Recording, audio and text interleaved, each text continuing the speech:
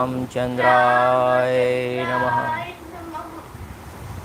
श्री सीतारामचंद्राभ्यां नमः। ओम राम रामाय नमः। ओम ह्रीं रामाय नमः। ओम श्रीं रामाय नमः। ओम ह्रीं रामाय नमः। ओम ऐं रामाय नमः। श्री रामचंद्र चरणों मनसा स्मरामि। श्री रामचंद्र चरणों शिरसा वचसा गृह्णामि। श्री रामचंद्र चरणों शिरसा नमामि। श्री रामचंद्र चरणों शरणं प्रपद्ये। Namaskar. Welcome my elder brothers, sisters, young ones and children. This is original Välmiki-Rāmāyaṇa Rama Katha narrated by Valmiki Rishi, the glory of Bhagwan Sri Ram. Jai Sri Ram. आज 9 मई 2023 आज का दिन महाराणा प्रताप की जन्म जयंती का दिन है। हम जब भी किसी व्यक्ति के सामने जाते हैं और हमारा सिर उनको प्रणाम करने के लिए झुक जाए और जब उनकी बातें सुने तो गर्व से हमारा सीना चौड़ा हो जाए, ऐसे महान वीर सपूत श्री महाराणा प्रताप, वीर शिरोमणि महाराणा प्रताप की जन्म जयंती पर सारे देशवासियों को जो रामायण सुन रहे हैं, सभी धर्म अभिलाषी बंधुओं को जय श्री राम, जय महाराणा प्रताप, जय शिवाजी, जय महाराणा प्रताप, जय गुरु गोविंद सिंह जी। हमारे समाज में, हिंदू समाज में, सनातन समाज में महाराणा प्रताप का स्थान जो है सबसे चोटी पर है, क्योंकि सबसे पहले अपना बलिदान देने वाले और भारत का सनातन धर्म संस्कृति बचाने के लिए जो लड़ते लड़ते हजारों लाखों करोड़ों हमारे वीर बहादुर राजपूत क्षत्रिय और हर एक आदिवासी हो, वनबंधु हो, सबने बलिदान दिया है। ऐसे महाराणा प्रताप जिन्होंने अकबर के सामने कभी सिर झुकाया नहीं, घास की रोटी खाए, जमीन पर सोए, आज भी उनके वंशज जब तक हम चित्तौड़ को जीत नहीं लेंगे जमीन पर ही सोएंगे, ऐसी टेक रखने वाले महाराणा प्रताप आज भी उनके वंशज जमीन पर सो रहे हैं।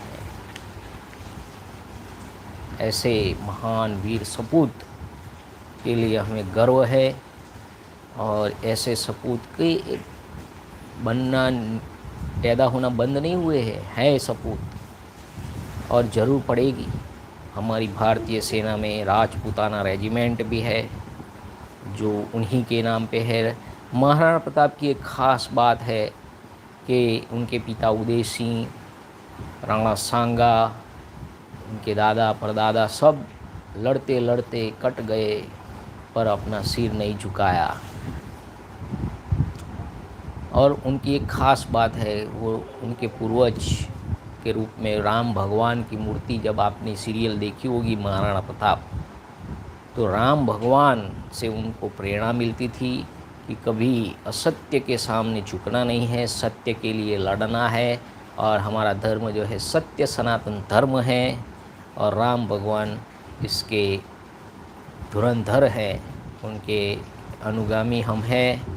और हम भी महाराणा प्रताप के ही गुणों को गाएंगे, उनको जिसकी सोच जैसी रखेंगे वैसे वो बन जाएंगे। हम भी वीर बने, हमारे आने वाली पीढ़ी भी वीर बने, क्योंकि लड़ाई तो जारी है और जारी रहेगी, वो कभी ख़त्म नहीं होने वाली है। तो वीरों की तो ज़रूरत पड़ेगी और वीरता की भी ज़रूरत पड़ेगी। तो ऐसे ऐसे किस्से हैं महाराणा प्रताप के कि जिसको सुनाने बैठे तो पूरी रात निकल जाए। इतने वीरता भरे किस्से उनके, हमने सीरियल तो पूरी देखी है पूरी। तो उसमें बहुत सारा अच्छा, उन्होंने गला कट जाने के बाद भी लड़ते रहे, ऐसे वीर उनकी सेना में थे। फिर आदिवासी समुदाय ने भी उनको साथ दिया, और जो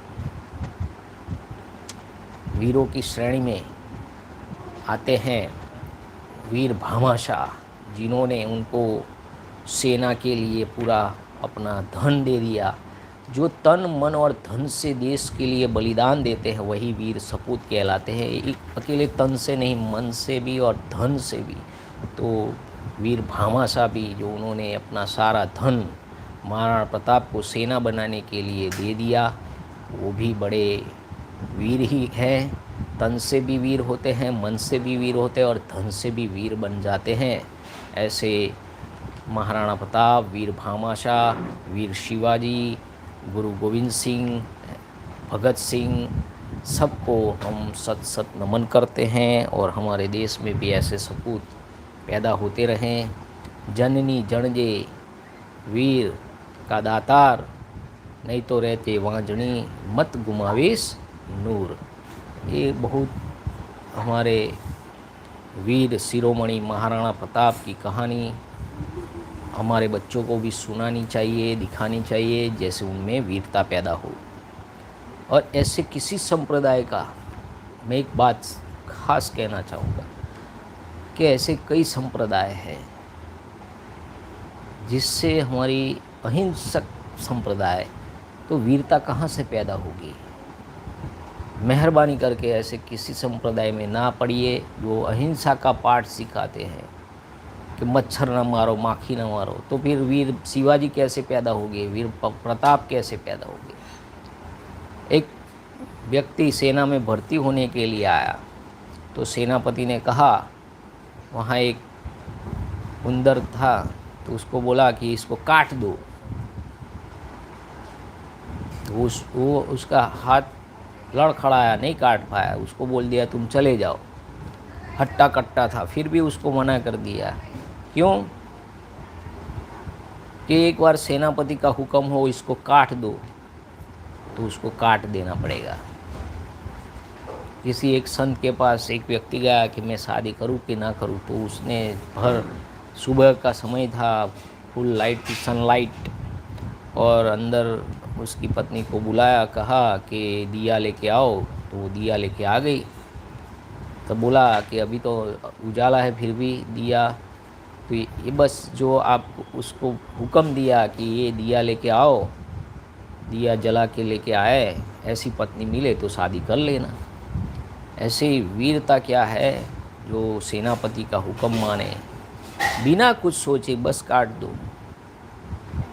तो ऐसे हमारे महान वीर सपूत महाराणा प्रताप की जन्म जयंती पर सब क्षत्रियों को, सब आदिवासियों को, सब भामाशाह के जो संतान हैं, कर्ण जैसे वीर भामाशाह, व्यापारियों को, शूद्रों को, सबको, हमारे सब समाज एक ही है।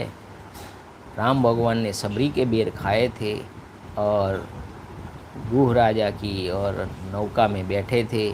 तो ऐसे पतित पावन सीताराम भगवान का भी हम सादर वंदन करें, क्योंकि उन्हीं से प्रेरणा लेके महाराणा प्रताप बने हैं। तो आज उनकी जन्म जयंती पर उनको जितना हो याद करें कम है। तो आज का एपिसोड हम शुरू करते हैं। उनको सत सत नमन महाराणा प्रताप को हमारी ओर से। तो आज का एपिसोड नंबर 70 महाराणा प्रताप को समर्पित है। इसमें अयोध्या कांड चल रहा है और 22वां सर्ग हम शुरू करने जा रहे हैं। तो शुरू करते हैं आज का एपिसोड। जय श्री राम। जय श्री राम। 22वां सर्ग। लास्ट टाइम हमने भी कहा था कि राम भगवान ने कितनी बढ़िया फिलॉसफी से अपनी माता को, लक्ष्मण को, अभी भी कौशल्या जी नहीं मान रही है कि मैं तुम्हें आज्ञा देती हूँ कि तुम मत जाओ, फिर भी राम भगवान समझाते हैं कि पिता की आज्ञा के आगे किसी और आज्ञा नहीं चलेगी। आगे देखते हैं अभी कौशल्या जी मानती है कि नहीं। श्री राम का लक्ष्मण को समझाते हुए अपने वनवास में देव को ही कारण बताना, देव यानी भाग्य, और अभिषेक की सामग्री को हटा लेने का आदेश देना। द्वाविंशः सर्गः canto 22। Shri Ram pacifies Lakshman, who was angry with Kaikeyi by dying in instrumentally of Kaikeyi in his banishment and laying the entire blame on his own fate. Fate यानी भाग्य, यानी कि देव। श्री राम के राज्याभिषेक में विघ्न पड़ने के कारण सुमित्रा कुमार लक्ष्मण मानसिक व्यथा से बहुत दुखी थे। उनके मन में विशेष अमर्ष भरा हुआ था। वे रोष से भरे हुए गजराज की भांति क्रोध से आंखें फाड़ फाड़ कर देख रहे थे। अपने मन को वश में रखने वाले श्री राम धैर्यपूर्वक चित्त को निर्विकार रूप से काबू में रखते हुए अपने हितैषी सुहृद प्रिय भाई लक्ष्मण के पास जाकर इस प्रकार बोले। Approaching the celebrated Lakshman, son of Sumitra, his beloved brother and well-wisher, who felt distressed through agony and was greatly indignant and was looking with eyes wide open through rage like an infuriated elephant. The said Sri Ram, who had mastered his self, spoke to him as follows, restraining his mind with firmness.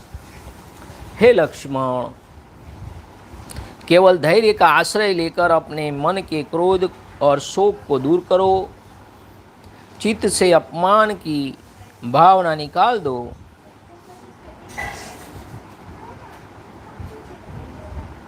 और हृदय में भली भांति हर्ष भरकर मेरे अभिषेक के लिए जो उत्तम सामग्री एकत्र की गई है उसे शीघ्र हटा दो और ऐसा कार्य करो जिससे मेरे वनगमन में बाधा उपस्थित न हो।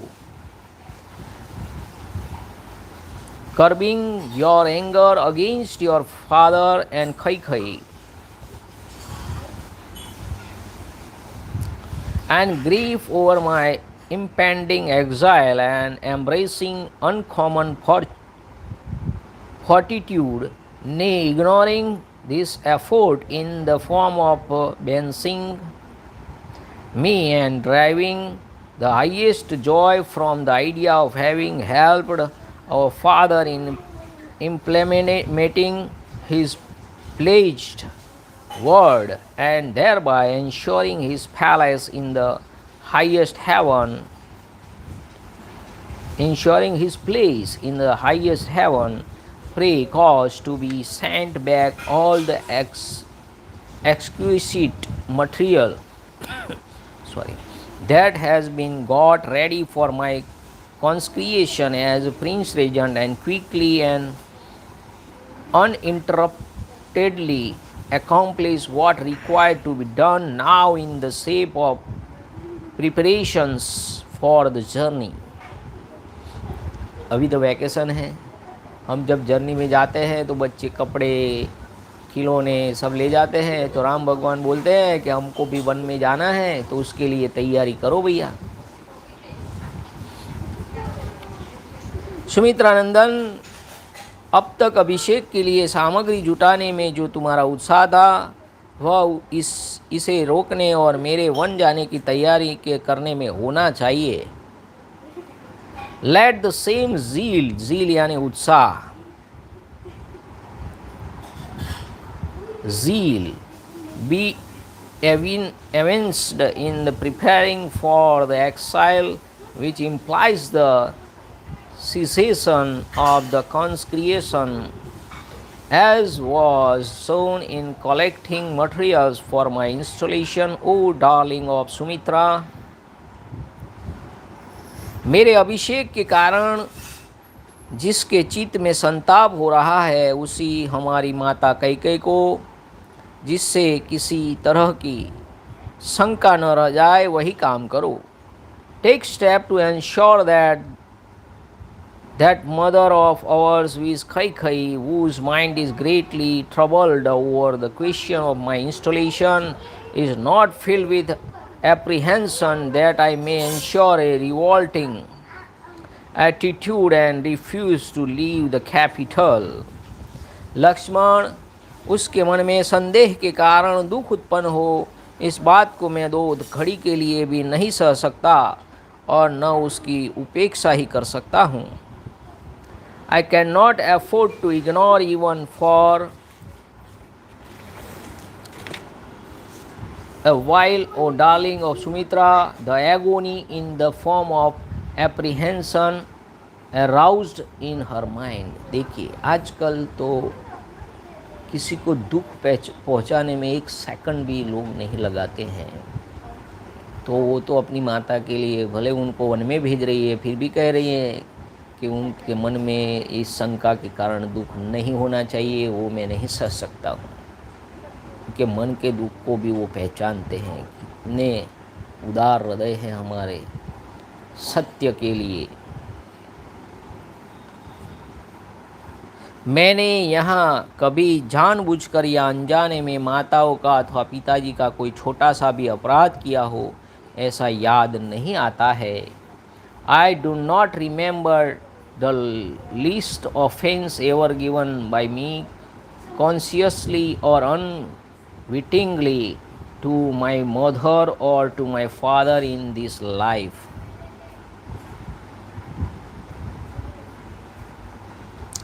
अनविटिंगली यानी अनजाने में, जानबूझकर यानी कॉन्शियसली. पिताजी सदा सत्यवादी और सत्य पराक्रमी रहे हैं. वे परलोक के भय से सदा डरते रहते हैं. इसीलिए मुझे वही काम करना चाहिए जिससे मेरे पिताजी का परलौकिक भय दूर हो जाए.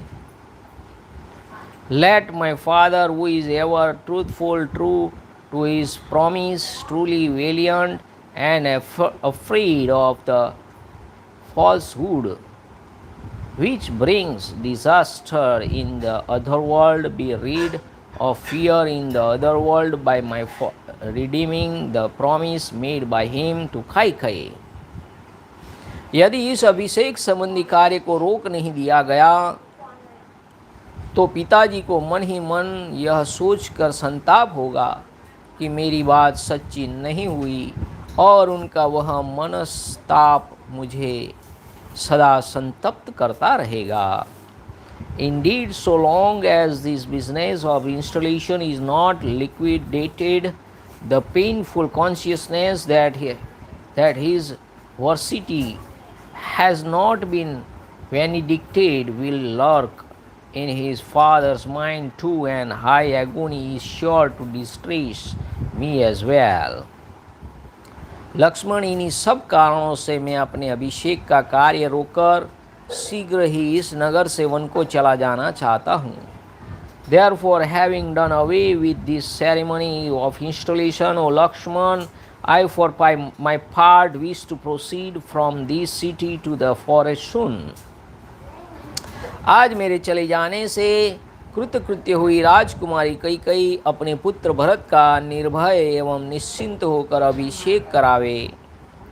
Accomplish of purpose as a result of my banishment, let Kaikeyi, the daughter of King Ashwapati, then install her son Bharat this very day without any destruction of mind.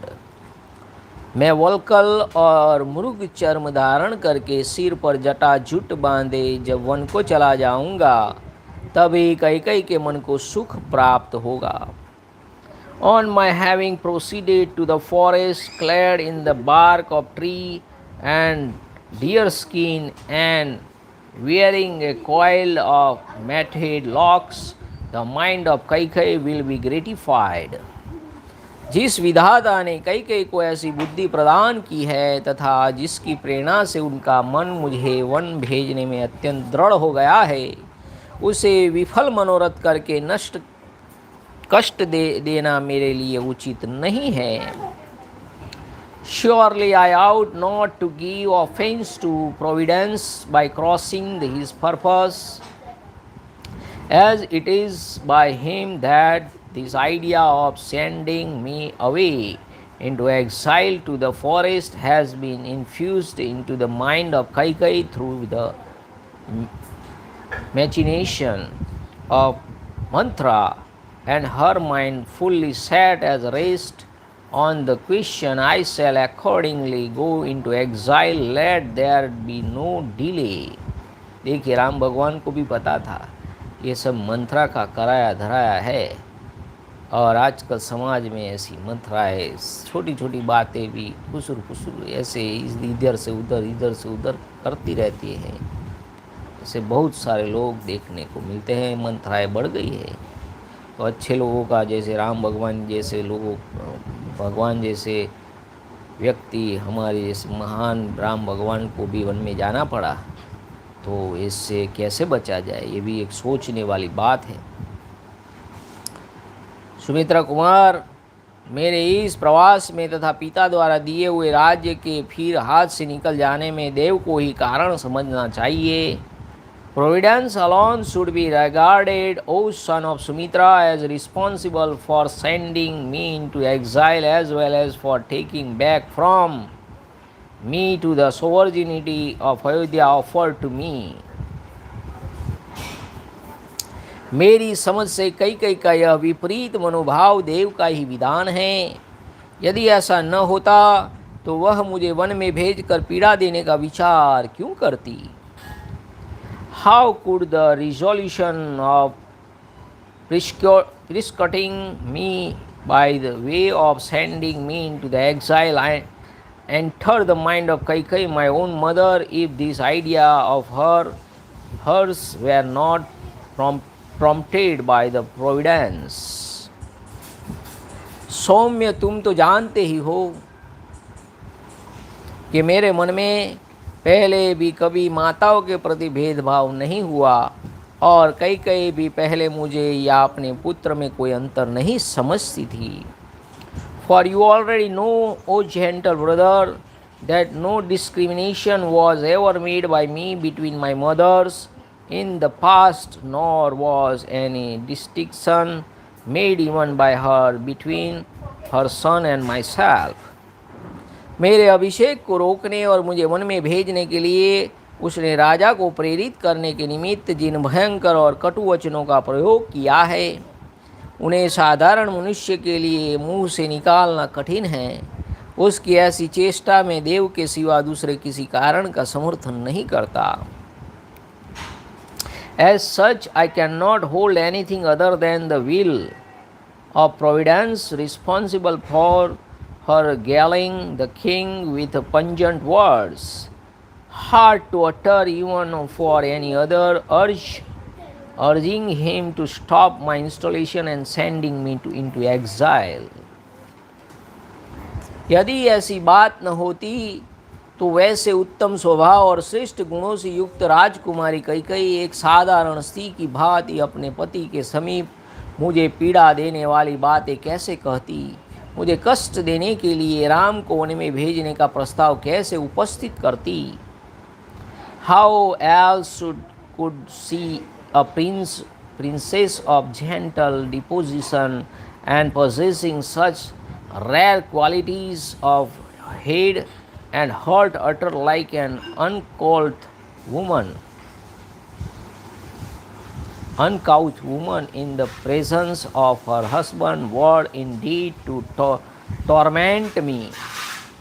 जिसके विषय में कभी कुछ सोचा न गया हो, वही देव का विधान है. देखिए, भाग्य किसे कहते हैं? जिसके बारे में हमने कभी कुछ सोचा ही ना हो और ऐसा कुछ मिल जाए जिसको भाग्य बोलते हैं. रास्ते पे जा रहे हैं और 100 की नोट मिल जाए जिसका हमने सोचा भी ना हो, सोने की चेन मिल जाए किसी को, रास्ते में निकले और अपना पुराना मित्र मिल जाए, उसको भाग्य बोलते हैं। भगवान मिल जाए। प्राणियों में अथवा उनके अधिष्ठाता देवताओं में भी कोई ऐसा नहीं है जो उस देव को विधान को मेट सके। अतः निश्चित ही उसी की प्रेरणा से मुझ में और कई में यही भारी उलटफेर हुआ है। मेरे हाथ में आया हुआ राज्य चला गया और कई की बुद्धि बदल गई। That which cannot be foreseen is surely a decree of providence, and it cannot be set aside by any among created beings. Evidently, therefore, it is by the will of providence that the unexpected has befallen me as well as her. हे सुमित्रानंदन, कर्मों के सुख दुखादि रूप फल प्राप्त होने पर ही जिसका ज्ञान होता है, कर्म फल से अन्यत्र कहीं भी जिसका पता नहीं चलता, उस देव के साथ कौन पुरुष युद्ध कर सकता है। Again what man can dare contend, O son of Sumitra, with a destiny of which no indication can be found other than that the consequence of an act। कितनी बढ़िया बात है। देखिए वाक्य फल से सुनो, राम भगवान क्या कह रहे हैं। सुमित्रानंदन, कर्म के सुख दुख रूपी फल,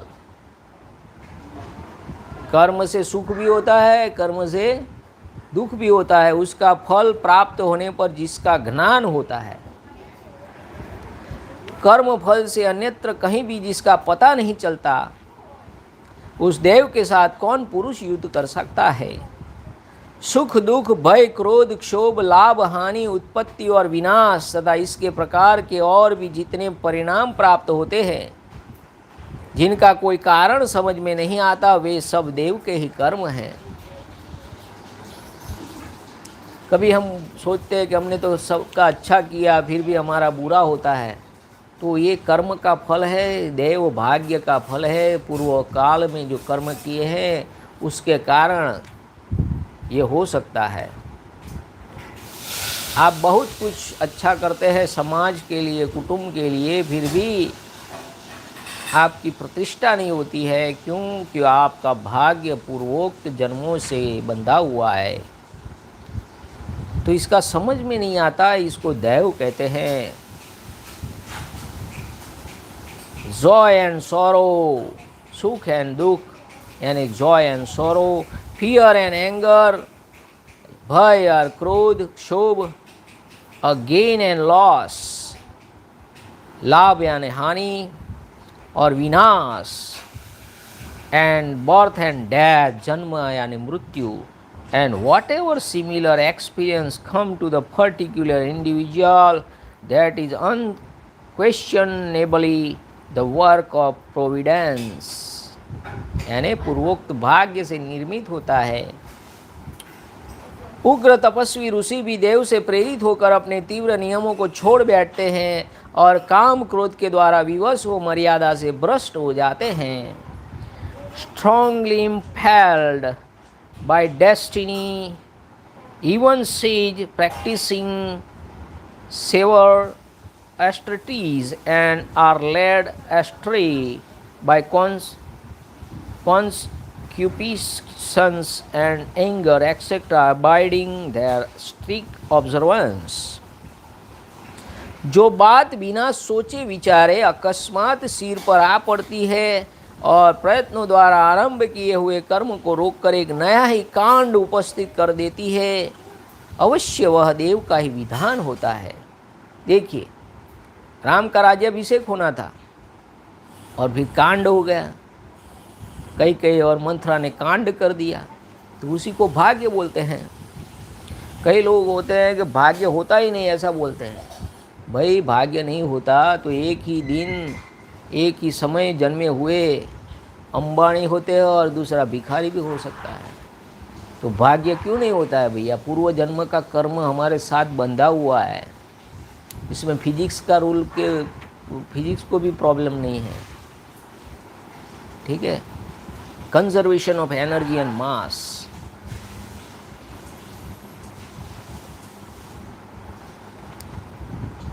Setting aside an undertaking already commenced with the help of requisite materials, that which take place unexpectedly without any ostensible cause is undoubtedly the doing of providence, यानी भाग्य.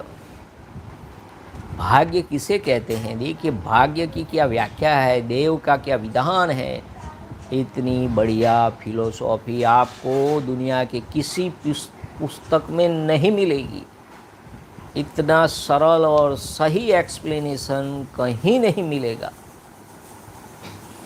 भाग्य किसे कहते हैं? हमारा भारत का भाग्य क्या था और अभी भविष्य में हमारे देश का भाग्य क्या है, कोई कह सकता है? भारत भाग्य विधाता, ये तो अंग्रेज़ों की गुणगान के लिए गाया हुआ एक सॉन्ग था, उसको हमने हमारा देशभक्ति गीत बनाया है. भारत भाग्य विधाता तो हमारे महाराणा प्रताप है, वीर शिवाजी है, भगत सिंह है, सरदार वल्लभ भाई पटेल हैं. इस तात्विक बुद्धि के द्वारा स्वयं ही मन को स्थिर कर लेने के कारण मुझे अपने अभिषेक में विघ्न पड़ जाने पर भी दुख या संताप नहीं हो रहा है. देखिए, दुख और संताप ये मन का विधान है. अगर आप मन से मान लो दुख में भी सुख है, और मन से मान लो तो सुख में भी दुख दिखाई देता है. In spite of my installation having been interrupted, no agony is experienced by me, who have fully steadied my mind by recourse to this true wisdom. देखिए, this is the main word, wisdom. True wisdom. True wisdom यानी तात्विक बुद्धि. That is the wisdom. इस प्रकार तुम भी मेरे विचार का अनुसरण करके संताप शून्य हो राज्य अभिषेक के इस आयोजन को शीघ्र बंद करा दो. Therefore read to agony and following my line of thought cause you the proceedings of the installation to be stopped at once. हे लक्ष्मण, राज्याभिषेक के लिए संजो कर रखे गए इन्हीं सब कलशों द्वारा मेरा तापस व्रत के संकल्प के लिए आवश्यक स्नान होगा. With all these jars containing scared water brought together for my consecration, O Lakshman, will be accomplished by my bath at the inauguration of my vow of asceticism. अथवा राज्याभिषेक संबंधी मंगल द्रव्यमय इस कलश जल की मुझे क्या आवश्यकता है? स्वयं मेरे द्वारा अपने हाथ से निकाला हुआ जल ही मेरे व्रत देश का साधक होगा. और what have I to do in reality with this water accompanied in evidence by the auspicious articles collected for the installation? Water drawn by me personally will serve to inaugurate my vow of asceticism. देखिए, उस समय भी पानी अपने हाथ से निकाल के मैं अपने आप स्नान करूँगा. ये तो अपना काम अपने आप करना ही चाहिए. ये हमको सीखना मिलता है इस श्लोक से.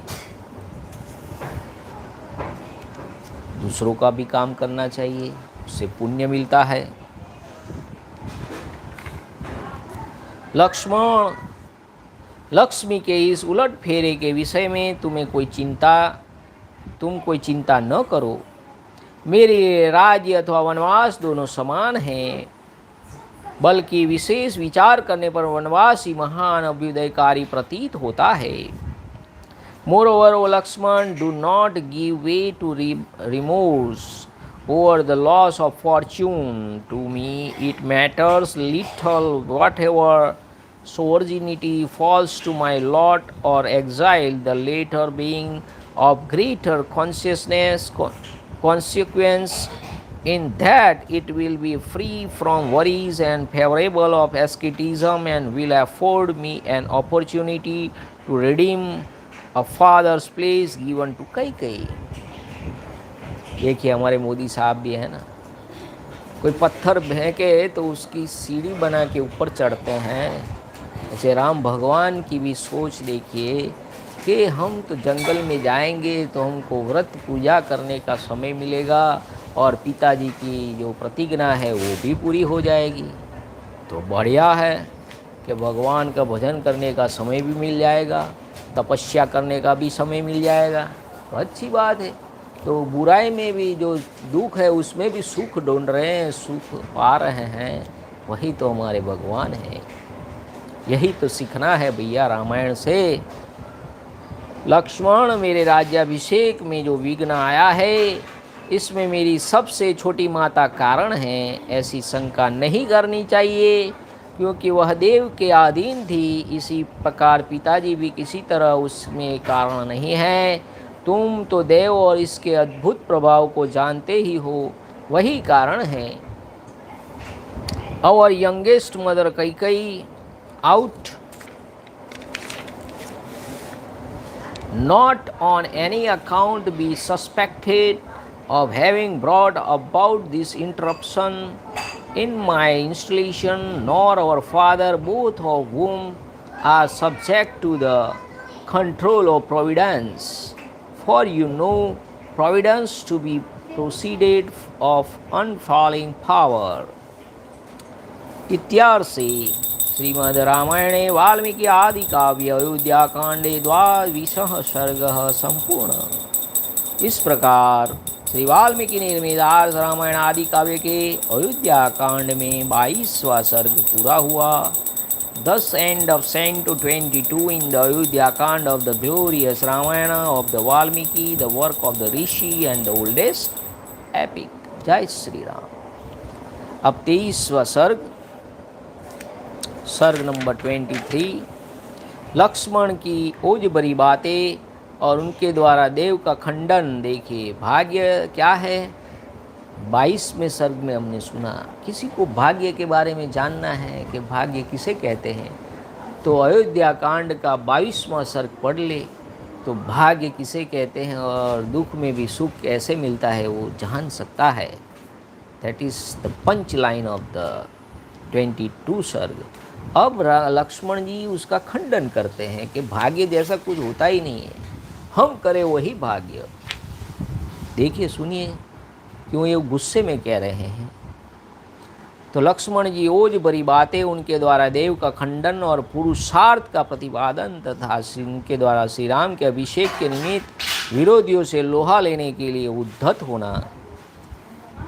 एनर्ज to hear the exhortation of Sri Ram, Lakshman urged in reply that the word of this their father was worth ignoring, insomuch as it was divorced from Rigtoniousness, and further emphasizing the predominance of proposal, personal effort over destiny, persuades Sri Ram to take up arms against those who interfere with his installation and occupy the throne of Ayodhya by force. Sri Ram, however, pacifies Lakshman and impress on him the imperative necessity of their carrying out the command of their father. Shri Ramchandra ji जब इस प्रकार कह रहे थे उस समय लक्ष्मण सिर झुकाए कुछ सोचते रहे, फिर सहसा शीघ्रतापूर्वक वे दुख और हर्ष के बीच की स्थिति आ गए। श्री राम के राज्याभिषेक में विघ्न पड़ने के कारण उन्हें दुख हुआ और उनकी धर्म में दृढ़ता देखकर प्रसन्नता हुई। Pondering with his head bent low as it were, while Sri Ram spoke, as aforesaid, Lakshman for his part quickly and suddenly begun to swing between dejection at the interruption of Sri Ram's installation and delight over the latter's steadfast devotion to righteousness. नरश्रेष्ठ Lakshman ने उस समय ललाट में भौं को चढ़ाकर लंबी सांस खींचना आरंभ किया, मानो बिल में बैठा हुआ महान सर्प रोष में भरकर फुकार मार रहा हो. Nay, knitting his brows and the space between his eyebrows at that time, Lakshman, as well among men, hissed like a enraged cobra in a hole. तनी हुई भौं के साथ उस समय उनका मुख कुपित हुए सिंह के मुख के समान जान पड़ता था. उसकी ओर देखना कठिन हो रहा था. That forwing aspect of his, which was difficult to gaze on, appeared at that moment like the face of an unprudent lion. जैसे हाथी अपनी सूंड हिलाया करता है, उसी प्रकार वे अपने दाहिने हाथ को हिलाते और गर्दन को शरीर में ऊपर नीचे और अगल बगल सब और घुमाते हुए नेत्र के अग्रभाग से टेढ़ी नजरों से अपने भाई श्री राम को देखकर उनसे बोले, भैया, आप समझते हैं कि यदि पिताजी की इस आज्ञा का पालन करने के लिए मैं वन को न जाऊं तो धर्म के विरोध का प्रसंग उपस्थित होता है. इसके सिवा लोगों में मन में बड़ी भारी शंका खड़ी होगी कि जो पिताजी की आज्ञा का उल्लंघन करता है वह यदि राजा ही हो जाए तो हमारा धर्मपूर्वक पालन कैसे करेगा. साथ ही आप यही भी सोचते हैं कि यदि मैं पिताजी की इस आज्ञा का पालन नहीं करूं तो दूसरे लोग भी नहीं करेंगे. इस प्रकार धर्म की अवहेलना होने से जगत के विनाश का भय उपस्थित होगा. कितनी बढ़िया बात. इन सब दोष और शंकाओं का निराकरण करने के लिए आपके मन में वनगमन के प्रति जो यह बड़ा भारी संप्रम्भ उतावलापन आ गया है, यह सर्वथा अनुचित एवं भ्रममूलक ही है, क्योंकि आप असमर्थ देव नामक तुच्छ वस्तु को प्रबल बता रहे हैं. देव का निराकरण करने में समर्थ आप जैसा क्षत्रिय शिरोमणि वीर यदि भ्रम में नहीं पड़ गया होता तो ऐसी बात कैसे कह सकता था. अतः असमर्थ पुरुषों द्वारा ही अपनाए जाने योग्य और पौरुष के निकट कुछ भी करने में असमर्थ देव की आप साधारण मनुष्य के समान इतनी स्तुति या प्रशंसा क्यों कर रहे हैं.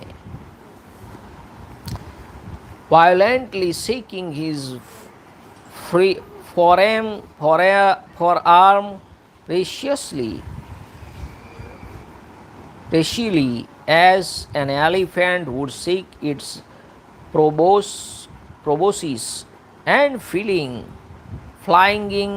his neck horizontally as well as upward on his body, gazing obliquely with a corner of his eyes, Lakshman for his part spoke as follows to his brother. Sri Ram, at an inappropriate moment indeed, has this inordinate flurry appeared in you for fear of lapsing from the path of duty, and with a view to disarming the grave suspicious in the mind of the people that a prince who is disloyal to his father could not be expected to rule his subject righteously.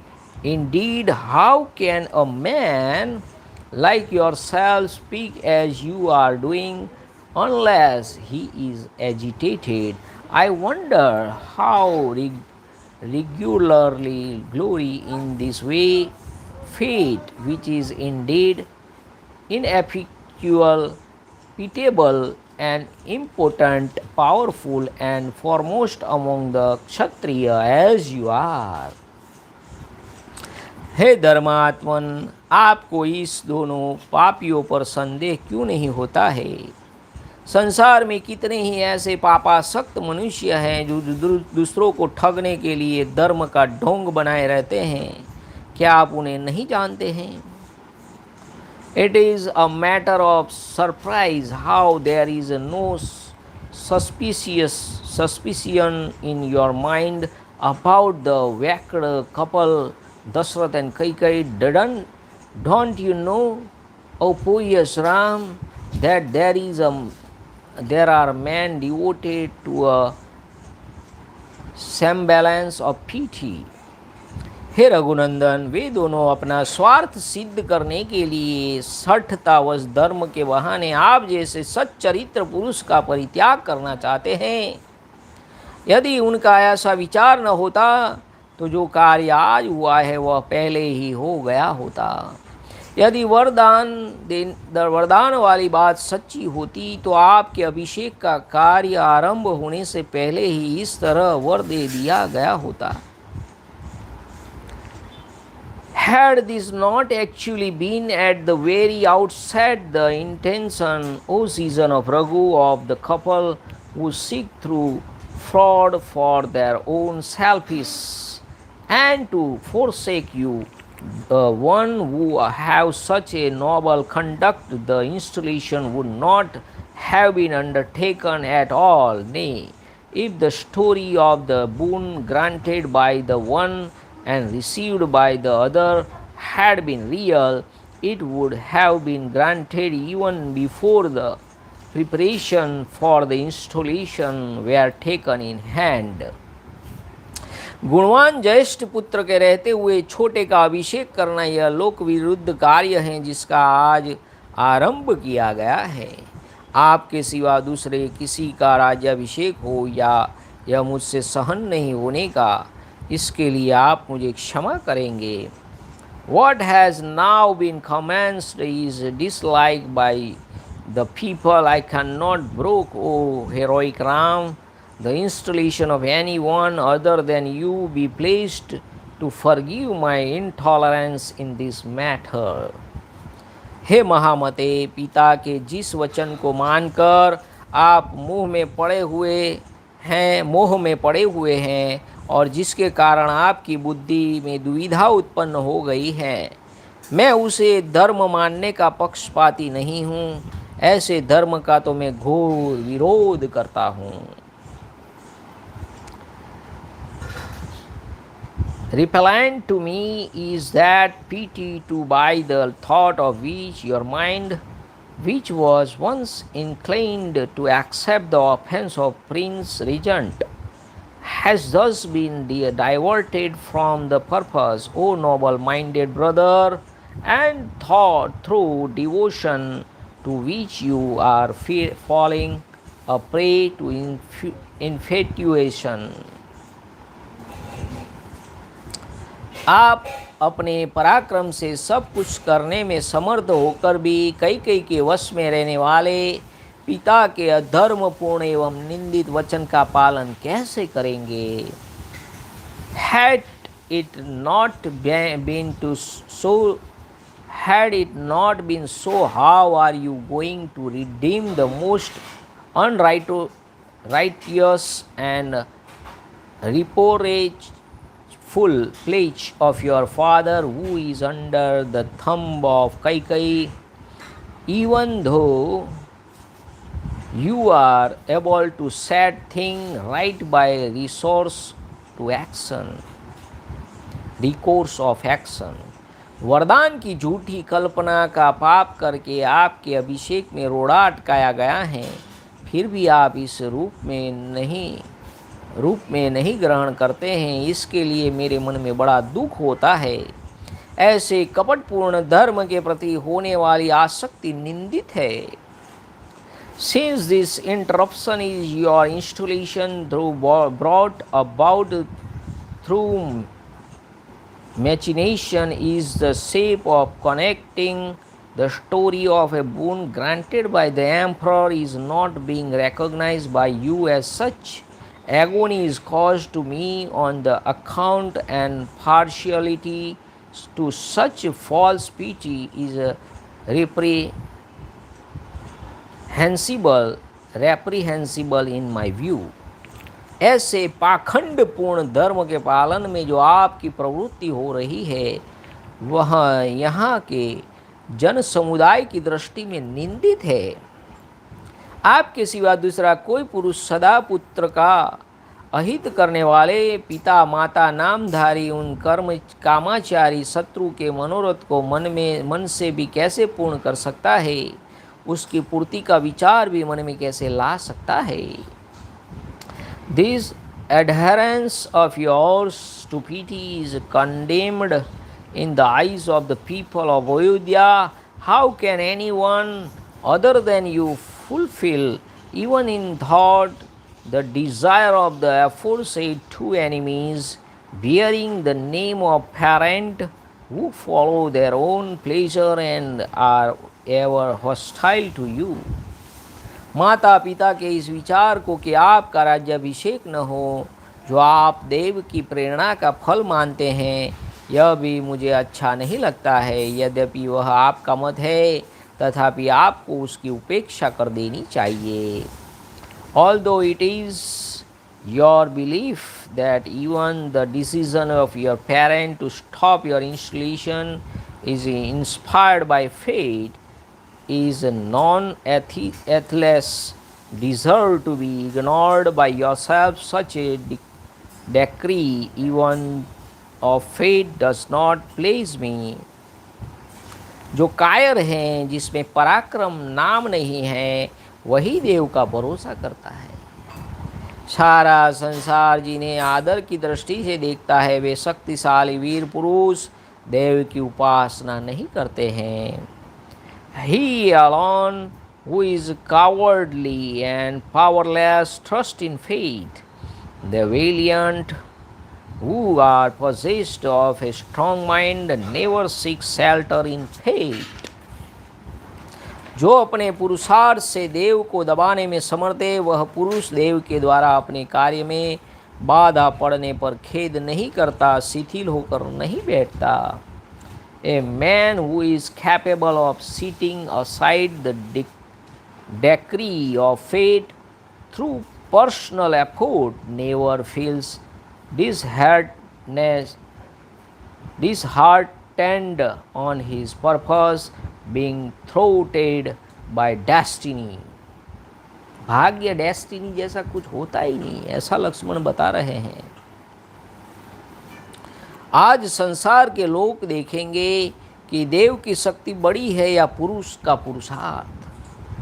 आज देव और मनुष्य में कौन बलवान है और कौन दुर्बल, इसका स्पष्ट निर्णय हो जाएगा। People who see today the relative strength of the fate and the human being, the distinction between the fate and the human being will be manifest today. जिन लोगों ने देव के बल से आज आपके राज्याभिषेक को नष्ट हुआ देखा है, वही आज मेरे पुरुषार्थ से अवश्य ही देव का भी विनाश देख लेंगे। People by whom your installation on the throne of Ayodhya has been seen interrupted through destiny, today will be find the fate worst this very day by my valor. जो आशंका की परवाह नहीं करता, अंकुश की परवाह नहीं करता और रस्से या सांकल को भी तोड़ देता है, मद की धारा बहाने वाले उस मत गजराज की भांति वेग पूर्वक दौड़ने वाले देव को भी आज मैं अपने पुरुषार्थ से पीछे लौटा दूंगा। Be sheer damned to bravery, I shall repulse destiny, rushing headlong like an uncontrolled and unrestrained elephant, hugely with fluid exuding from his temples. समस्त लोकपाल और तीनों लोकों के संपूर्ण प्राणी आज श्री राम के राज्याभिषेक को रोक नहीं रोक सकते, फिर केवल पिताजी की तो क्या बात ही है क्या। Neither all the guardians of the sphere nor the denizens of all the three worlds.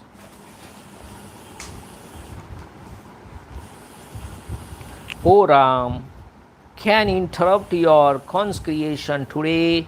How then can Father do it?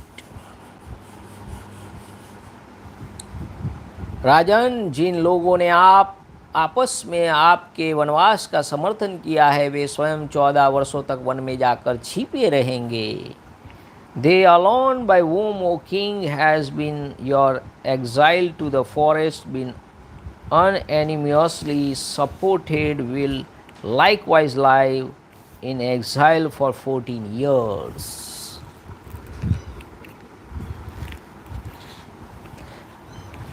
मैं पिता की और जो आपके अभिषेक में विघ्न डालकर अपने पुत्र को राज्य देने के प्रयत्न में लगी हुई है, उस कैकेयी को भी उस आशा को जलाकर भस्म कर डालूंगा। I shall bring to naught that hope of the father as well as of hers, Kaikeyi, which is directed towards securing sovereignty for her son through interruption of your consecration.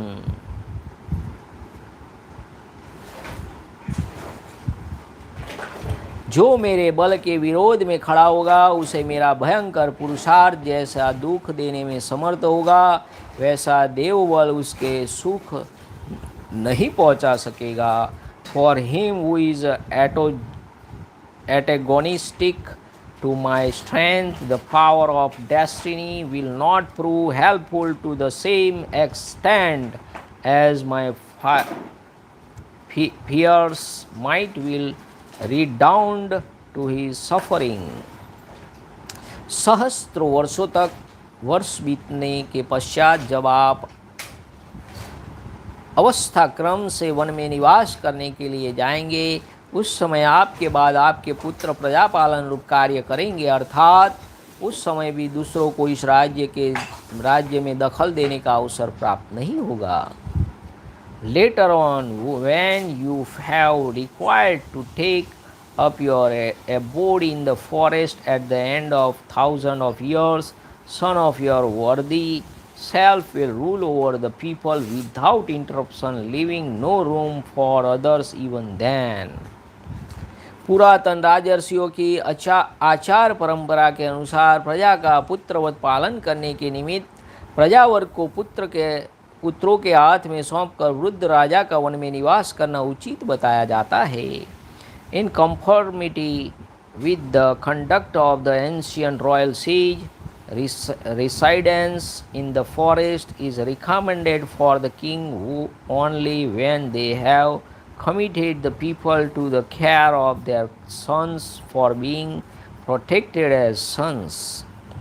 हे धर्मात्मा श्री राम, हमारे महाराज वानप्रस्थ धर्म के पालन में चित्त को एकाग्र नहीं कर रहे हैं, इसलिए यदि आप यह समझते हो कि उनकी आज्ञा के विरुद्ध राज्य ग्रहण कर लेने पर समस्त जनता विद्रोही हो जाएगी, अतः राज्य अपने हाथ में नहीं रख सकेगा, और इसी शंका से यदि आपके अपने ऊपर राज्य का भार नहीं लेना चाहते हैं अथवा वन में चले जाना चाहते हैं, तो इस शंका को छोड़ दीजिए। If constituted as you are, O pious minded Ram, you do not really seek sovereignty for yourself for the fear of disaffection in the state, the king being irresolute in the matter of renouncing the kingship and retiring to the forest. You need not harbor any misgiving on that source and on that score. देखिए, भागवत गीता में भी श्री कृष्ण भगवान कहते हैं कि मुझे इस संसार में कुछ करना नहीं है, फिर भी अगर मैं कर्म करना छोड़ दूँ तो ये संसार अपना कर्म करना छोड़ देता है। तो संसार आपका अनुसरण करते हैं। अगर आप नहीं कर्म करेंगे तो संसार जैसी राजा वैसी प्रजा, राजा जैसा करेंगे प्रजा वैसा ही करेगी। औरंगजेब ने अपने पिता को मारकर गद्दी ली, तो प्रजा भी क्या संदेश जाएगा। राम भगवान ने अपने पिता के लिए पूरा अयोध्या छोड़ दिया, राजपाट छोड़ दिया, सब कुछ छोड़ दिया, तो क्या संदेश जाएगा। एक में भगवान तुल्य पिता को मार डालता है और कोई अपने भगवान तुल्य पिता के लिए सब कुछ छोड़ देता है। कितना फर्क है संस्कृति में, सनातन धर्म में कितनी महानता है।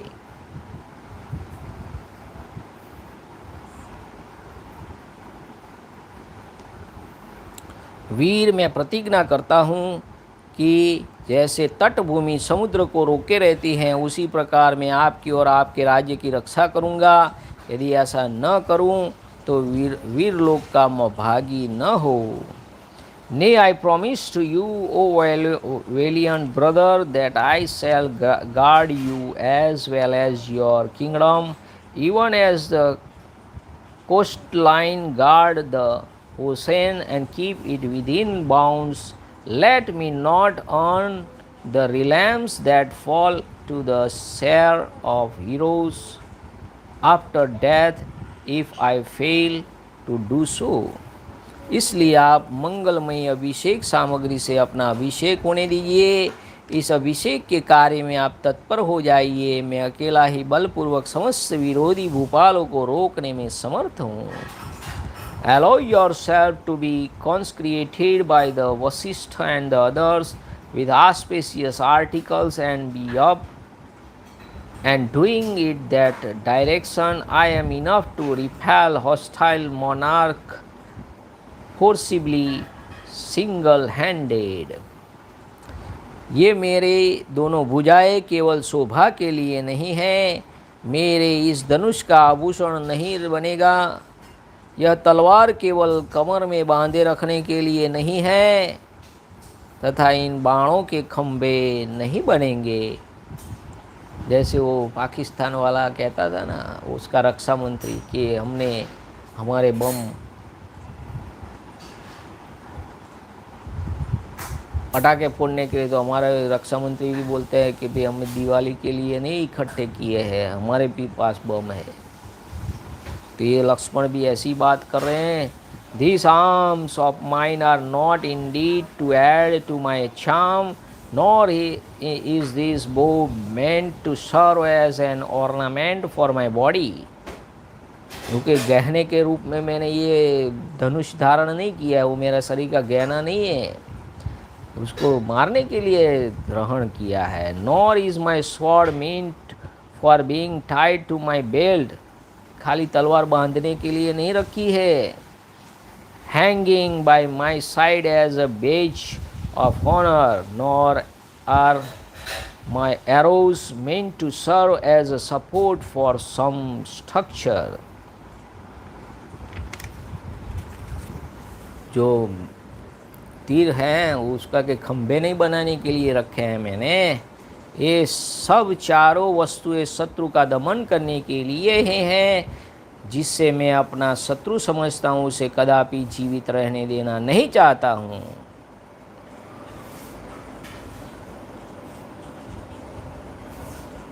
जिस समय मैं इस तीखी धार वाली तलवार को हाथ में लेता हूँ, यह बिजली की तरह चंचल प्रभा से चमक उठती है। इसके द्वारा अपने किसी भी शत्रु को, वह वज्रधारी इंद्र ही क्यों न हो, मैं कुछ नहीं समझता हूँ।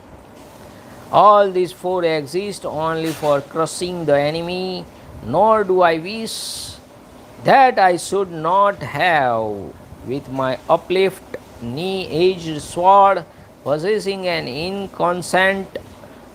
constant scene like a flash of lightning, him who is considered to be my inveterate enemy, be he Indra, the wielder of the thunderbolt. आज मेरे खड़ग से के प्रहार से पीस डाले गए हाथी, घोड़े और रथियों के हाथ जांद और मस्तकों द्वारा पटी हुई यह पृथ्वी ऐसी गहन हो जाएगी कि इस पर चलना फिरना भी कठिन हो जाएगा। The earth will be thickly set in no time with the trunks और hands of elephants, horse and warriors fighting in cherubims served with the blows of my sword, and will become the herd to tread.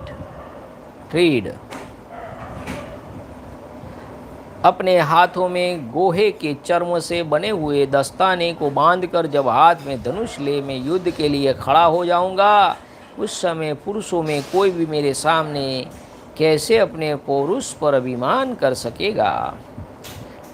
Killed with the edge of my sword today and consequently bathed in blood, enemies will drop on the ground like so many blazing fires or clouds accompanied with flashes of lightning. मैं बहुत से बाणों द्वारा एक को और एक ही बाण से बहुत से योद्धाओं को धराशायी करता हुआ मनुष्यों, घोड़ों और हाथियों के मर्म स्थानों पर बाण मारूंगा।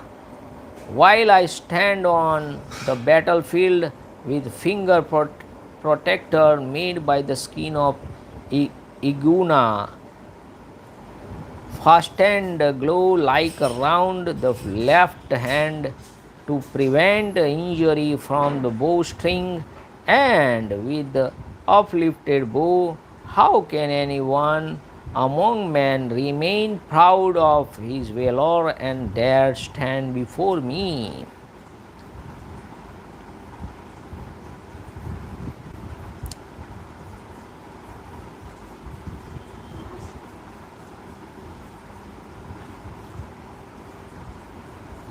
आज मेरे खड़ग के प्रहार से, मेरी तलवार की धार से कटकर रक्त से लथपथ हुई शत्रु जलती हुई आग के समान जान पड़ेंगे और बिजली सहित मेघों के समान आज पृथ्वी पर गिरेंगे। अपने हाथ में गोहे के चर्म से बने हुए दस्ताने बांधकर जब धनुष में युद्ध में लिए खड़ा हो जाऊंगा, उस समय पौरुष में कोई भी ऐसा है जो मेरे पौरुष पर अभिमान कर सकेगा। कैसे अपने पौरुष पर अभिमान कर सकेगा।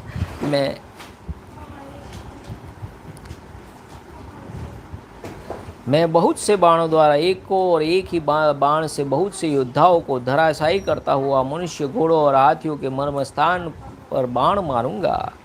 Throwing down a single warrior with a many shaft and many men with a single arrow, I shall dig arrows into the vitals of man, horse and elephants. हे प्रभु, आज राजा दशरथ की प्रभुता को मिटाने और आपके प्रभुत्व की स्थापना करने के लिए अस्त्र बल से संपन्न मुझ लक्ष्मण का प्रभाव प्रकट होगा। Today the effectiveness of the might of my weapons will manifest itself in the order to prove the helplessness of the king Dasarath, demonstrate your sovereignty, O Lord. Shri Ram, आज मेरी ये दोनों भुजाएं जो चंदन का लेप लगाने, बाजूबंद पहनने, धन का दान करने और सूरदों के पालन में संलग्न रहने के योग्य हैं, आपके राज्याभिषेक के विघ्न डालने वाले को रोकने के लिए अपने अनुरूप पराक्रम प्रकट करेगी।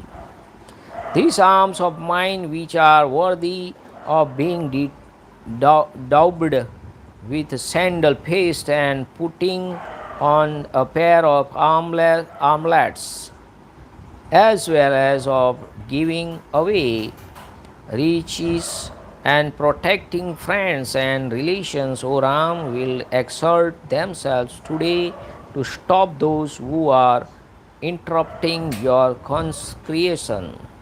हे प्रभु, बतलाइए मैं आपके किस शत्रु को अभी प्राण, यश और सुहृदों सज्जनों से सदा के लिए विलग कर दूं। जिस उपाय से भी यह पृथ्वी आपके अधिकार में आ जाए, इसके लिए मुझे आज्ञा दीजिए। मैं आपका दास हूँ।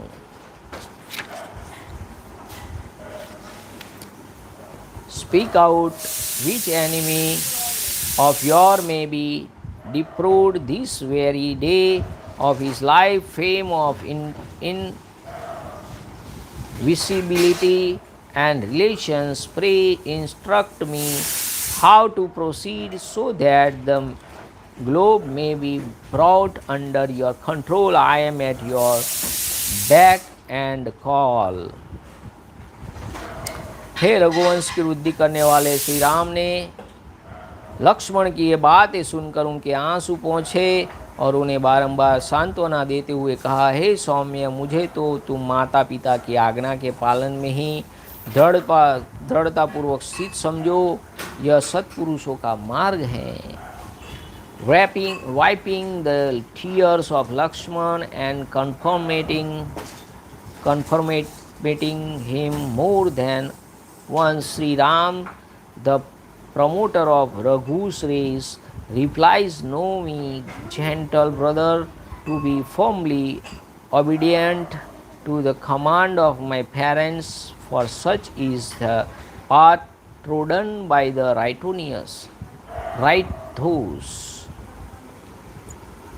इस प्रकार श्री वाल्मीकि निर्मित आर्ष रामायण आदि काव्य के अयोध्या कांड में 23वां सर्ग पूरा हुआ। इत्यार्ष श्रीमद् रामायणे वाल्मीकि आदि काव्य अयोध्या कांडे त्रयोविंशः सर्गः संपूर्ण। Thus the end of Canto 23 in the Ayodhya Kand of the glorious Ramayana of the Valmiki, the work of the Rishi and the oldest epic. Jai Sri Ram.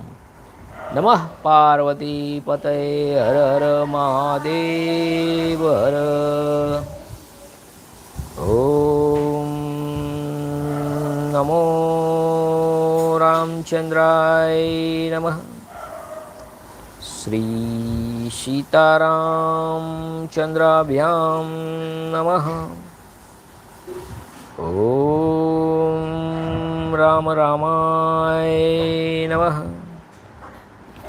हरे राम राम राम हरे हरे, हरे कृष्ण कृष्ण कृष्ण हरे हरे, हरे राम राम राम हरे हरे, हरे कृष्ण कृष्ण कृष्ण हरे हरे, हरे राम राम राम हरे हरे, हरे कृष्ण कृष्ण कृष्ण हरे हरे, हरे राम राम राम हरे हरे, हरे कृष्ण कृष्ण कृष्ण हरे हरे।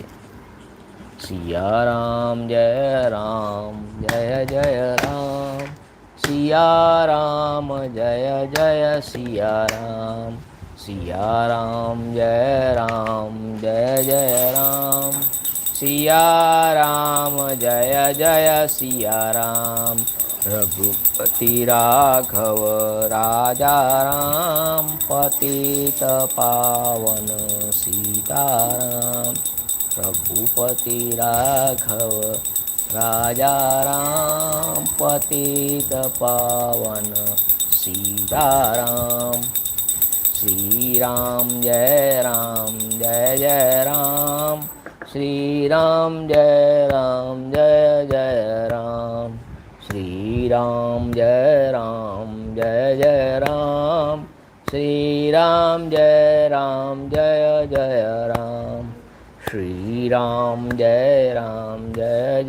राम, श्री राम जय जय राम।